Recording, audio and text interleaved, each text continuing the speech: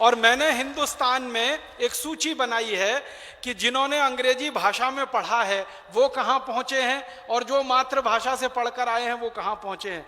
इस देश के जो अर्थव्यवस्था के चोटी पर बैठे हुए लोग हैं ना, जैसे धीरूभाई अंबानी, बिरला परिवार, नुस्ली वाडिया परिवार, ऐसे 72 परिवार हैं इस देश में।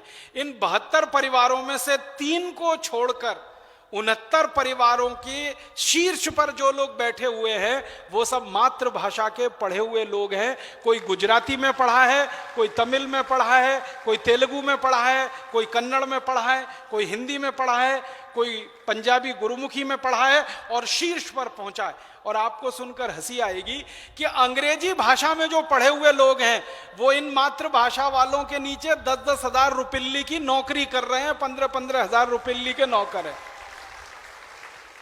जो अंग्रेजी से पढ़कर निकले, हार्वर्ड से पढ़कर आए, ह्यूस्टन से पढ़कर आए, ऑक्सफोर्ड से पढ़कर आए, कैम्ब्रिज से पढ़कर आए। वो इनके नीचे नौकरी पर हैं, 10,000 की, 15,000 की, 20,000 की, 25,000 की।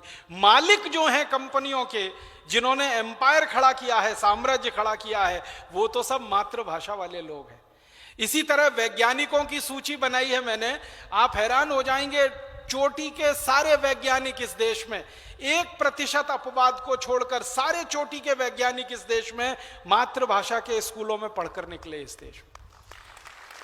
आपको तो सबसे बड़ा उदाहरण देता हूं, हमारे पूर्व राष्ट्रपति डॉक्टर एपीजे अब्दुल कलाम, जिन्होंने मिसाइल बनाने के क्षेत्र में इस देश को आत्मनिर्भर बनाया और जिन्होंने इस देश में परमाणु बम का परीक्षण करवाया श्री अटल बिहारी वाजपेयी के जमाने में।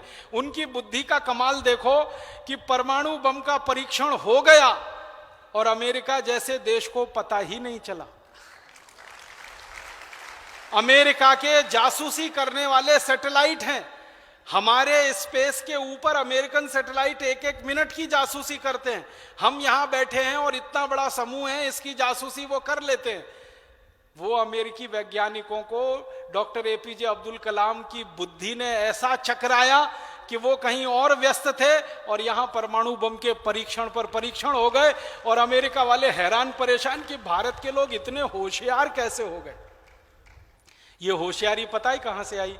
अब्दुल कलाम की तमिल बुद्धि में से ये होशियारी निकली, ये अंग्रेजी बुद्धि में से नहीं निकल सकती। दूसरा बड़ा नाम बताता हूं, इस देश में सबसे पहला सुपर कंप्यूटर जिस वैज्ञानिक ने बनाया, डॉक्टर विजय भटकर, वो पूरी तरह से मराठी भाषा से पढ़कर निकले हुए वैज्ञानिक हैं। आपको मालूम, एक जमाना था कि हमारे पास सुपर कंप्यूटर नहीं था। हमारे देश के प्रधानमंत्री श्री राजीव गांधी अमेरिका गए थे सुपर कंप्यूटर मांगने के लिए। अमेरिका ने मना कर दिया कि हम सुपर कंप्यूटर किसी को नहीं बेचते, क्योंकि हम हमारी लेटेस्ट टेक्नोलॉजी किसी को नहीं दे सकते। राजीव गांधी अपना सा मुंह लेके वापस चले आए। डॉक्टर विजय भटकर और उनकी टीम ने राजीव गांधी को कहा कि आप हमको थोड़ा समय दीजिए और थोड़ा सा पैसा दीजिए, हम आपको सुपर कंप्यूटर अमेरिका से भी बेहतर बना कर देंगे। तो पहले तो राजीव गांधी को भरोसा नहीं हुआ कि ऐसा हो सकता है, लेकिन मरता क्या ना करता, कोई चारा नहीं था, सुपर कंप्यूटर बनाना ही था, कोई देने को हमको तैयार नहीं था। तो उन्होंने डॉक्टर विजय भटकर और उनकी टीम को काम पे लगाया, उनको प्रोजेक्ट सैंक्शन करके दिया, पैसे दिए और डॉक्टर विजय भटकर ने तय समय से आधे समय में दुनिया का सर्वश्रेष्ठ सुपर कंप्यूटर बना के दुनिया को दिखाया। और वो सुपर कंप्यूटर अमेरिका के सबसे बेहतरीन सुपर कंप्यूटर से ज्यादा गति पे काम करता है और बहुत सस्ता है। और भारत ने उसी सुपर कंप्यूटर के मॉडल पर आज तक 50 से ज्यादा सुपर कंप्यूटर बनाए और दुनिया के दूसरे देशों को बांट दिए, जो वहां के यहां उन देशों में काम कर रहे हैं। कनाडा का पूरा मौसम विज्ञान का विभाग भारतीय सुपर कंप्यूटर पर चलता है। आपको मालूम है ये बात?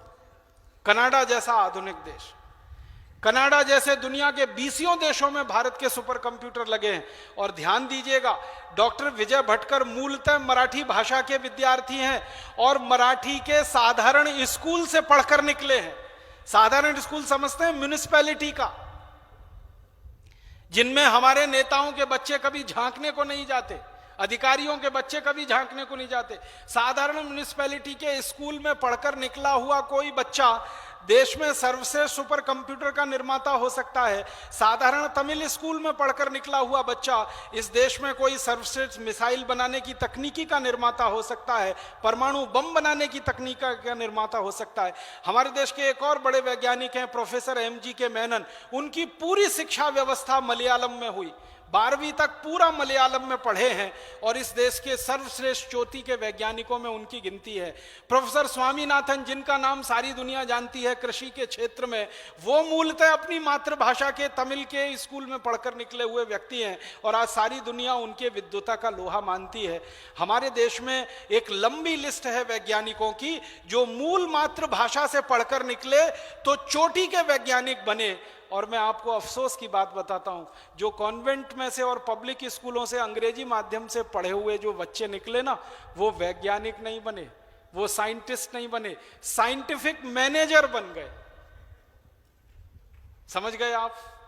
साइंटिस्ट होना एक अलग बात है और साइंटिफिक मैनेजर होना दूसरी बिल्कुल अलग बात है। साइंटिस्ट वो है जो मूल शोध में लगता है और शोध को आगे बढ़ाता है। साइंटिफिक मैनेजर वो होता है जो शोध को आगे बढ़ाने में सहयोग करता है। जैसे स्वामी जी कुछ लिख रहे हैं, लिखने के लिए कागज चाहिए, तो कागज किसी ने लाके दे दिया, वो साइंटिफिक मैनेजर है, लिखने वाला साइंटिस्ट है। तो साइंटिफिक मैनेजर बन के ही रह जाते हैं सारे कॉन्वेंट और पब्लिक स्कूल के बच्चे, अंग्रेजी में पढ़कर निकलते हैं, क्योंकि मूल बुद्धि चलती ही नहीं है, क्योंकि अंग्रेजी में आप सोच नहीं सकते हैं, क्योंकि मातृभाषा आपकी अंग्रेजी नहीं। जो आप मूल भाषा में सोच सकते हैं वही भाषा में आप कर सकते हैं। इसलिए भारत के सर्वश्रेष्ठ वैज्ञानिक निकले तो मातृभाषा में से, सर्वश्रेष्ठ उद्योगकर्मी निकले तो मातृभाषा में से, सर्वश्रेष्ठ व्यापारी निकले तो मातृभाषा में से, सर्वश्रेष्ठ संस्कृत विद्वान तो मातृभाषा में से। हर जगह विद्वान को आप ढूंढोगे, देखोगे, परखोगे तो पता चलेगा उनकी बैकग्राउंड वही है, मातृभाषा की। और इतना ही नहीं ना, ये जो देश चलाने का ठेका जिनको मिला हुआ है, नेता भी अधिकांश हिंदी में पढ़े, हिंदी मीडियम से पढ़े, लेकिन देश के ऊपर वो लाद के रखते हैं। आप इस देश के नेताओं के बारे में भी तो बता दें। थोड़ी सी जानकारी, हमारे सारे नेताओं में 1% को छोड़कर 545 लोकसभा में बैठते हैं और 250 राज्यसभा में और 5000 से ज्यादा विधानसभाओं में बैठते हैं। इन सब नेताओं में आधा प्रतिशत को छोड़ दो, बाकी 99.5% नेता भी मातृभाषा के स्कूलों में ही पढ़कर निकले हैं। जब वो भाषण देते हैं, पब्लिक मीटिंग करते हैं, वोट मांगते हैं, आपके बीच में आते हैं और गधे को भी बाप बनाते हैं, उस समय वो सब मातृभाषा में ही बात करते हैं। वोट मांगते हैं मातृभाषा में, हिंदी भाषा में, गुजराती, मराठी, तमिल, तेलुगु, मलयालम, बंगला में। वोट मांगते हैं भारतीय भाषाओं में, हिंदी भाषा में, गुजराती, मराठी में, और राज किस में करते हैं? अंग्रेजी में। मतलब नेता बनते ही फिर गड़बड़ हो जाती है। और मैं तो कई नेताओं को जानता हूं, आप भी जानते हैं, नाम लेके कहने की जरूरत नहीं है। जिंदगी भर हर जगह पब्लिकली, माने सार्वजनिक रूप से हिंदी हिंदी हिंदी हिंदी हिंदी, और संसद में भाषण शुरू करते ही अंग्रेजी चालू हो जाती है। संसद में खड़े होते ही अंग्रेजी चालू हो जाती है। ये चक्कर क्या है? संसद में जाते ही अंग्रेजी हो जाती है शुरू, और संसद के बाहर अपने क्षेत्रों में होते हैं तो हिंदी। उसके लिए मुझे एक कहानी कहनी है 1 मिनट की। वो ये कि ये जो संसद भवन बनी हुई है ना, ये अंग्रेजों की बनाई हुई है। आपको मालूम है? ये भवन पूरा अंग्रेजों का बनाया हुआ। 1927 में ये बन के तैयार हुआ संसद का भवन। जो गोल गोल गुंबज है ना, ऊपर से देखो तो शून्य जैसा रहता है, इसमें से शून्य ही निकलता है और कुछ नहीं निकलता। तो ये संसद भवन अंग्रेजों की बनाई हुई है। अंग्रेजी वास्तुकार आए थे, अंग्रेजी आर्किटेक्ट आए थे, उन्होंने डिजाइन किया था, उन्होंने बनाया, और बनते समय कई वहां मर भी गए। उन्हीं की आत्मा इनमें प्रवेश कर जाती है जैसे ये संसद में घुस जाते हैं। एक अंग्रेज था, उसका नाम था लुटियन। दिल्ली वाले जानते हैं, दिल्ली में एक इलाका कहलाता है जिसको कहते हैं लुटियन स्टॉर्म, लुटियन टीला। हिंदी में कहेंगे तो लुटियन का टीला। टीला समझते हैं? एक छोटे से पहाड़ नुमा इलाके को टीला कहते। तो लुटियन टीला पर बनी हुई है पूरी संसद। तो लुटियन की आत्मा वहीं पे है, वही लुटिया डुबो। हाँ, तो वही लुटिया डुबोती है इस देश की। जैसे ही ये घुस जाते हैं संसद भवन में, फर्राटेदार अंग्रेजी में बात करना शुरू कर देते हैं, भवन से बाहर निकलते ही हिंदी में आ जाते हैं या गुजराती मराठी तमिल में आ जाते। तो इनकी जिंदगी का ये जो दोहरापन है, इस दोहरेपन को हमें खत्म करना है और हमें समाप्त कराना है, क्योंकि ये खंडित व्यक्तित्व जो है वो कभी भी खंडित देश बनाता है। अगर आपका व्यक्तित्व निजी जीवन में अलग है और सार्वजनिक जीवन में अलग है, एक जगह आप अंग्रेज हैं और दूसरी जगह हिंदी वाले हैं, ये दोहरा चरित्र, दोहरा व्यक्तित्व, ये समाज को कोई अच्छी दिशा नहीं दे सकता। तो भारत के नेताओं का, भारत के दूसरे समाज के ऐसे लोगों का जो सत्ता शीर्ष पर बैठे हुए हैं, इनका हमें परिवर्तन करना पड़ेगा कि आपको या तो मातृभाषा में आना ही पड़ेगा, नहीं तो भारत छोड़कर जाना पड़ेगा। जहां की भाषा बोल रहे हो वहां जाओ, जहां की भाषा बोल रहे हो वहां जाओ। उस देश से, उस देश की भाषा से इतनी मोहब्बत है तो इस देश में क्यों रहते हो? यदि इतना घटिया देश है हमारी कि हमारी भाषा बोलने में भी तुमको शर्म आती है तो वहीं जाओ।